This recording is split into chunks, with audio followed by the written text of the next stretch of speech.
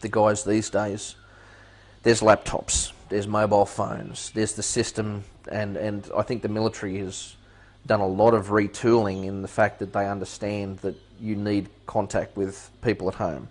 Yes, there was a mailing system back then, and we think we got one phone call, courtesy of the American 10th Mountain Division.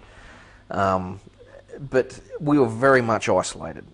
And I say it jokingly, but one of the groups over there, I think it was the Mortars or the Pioneers, might have been the Pioneers, had this game, and they would come up with the weirdest story and try and disseminate it through the battalion. And we're out in the middle of nowhere, and the trucks pass, and you stop and you have a chat to the guys, what's the road like, what's going on up ahead. And they say, oh, have you heard the news, have you been listening to the BBC? No, what's going on? He says, oh, Bosnia's gone nuclear, the whole of Europe's in flames, we're all stuffed. And then the truck takes off. And as absurd as it sounds, we were so cut off from the rest of the world. When something like that happened, we were so desperate for information. Really? Oh no, my God, what are we going to do?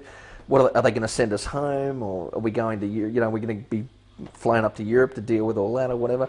And for 6 hours or something, until we got back to base and somebody smacked us on the back of the head and said, you're a bunch of bloody idiots, of course Bosnia hasn't gone nuclear. We believed it. We thought it was gospel because we're so desperate for information. We had no contact with the outside world whatsoever. And it played on your mind. I think the turnaround for mail was 3 weeks, 3 or 4 weeks. And whatever information you got was courtesy of the Australian military, or it was from home, and it was old news. Well, we're sort of at the mercy of pranksters, I guess you could say.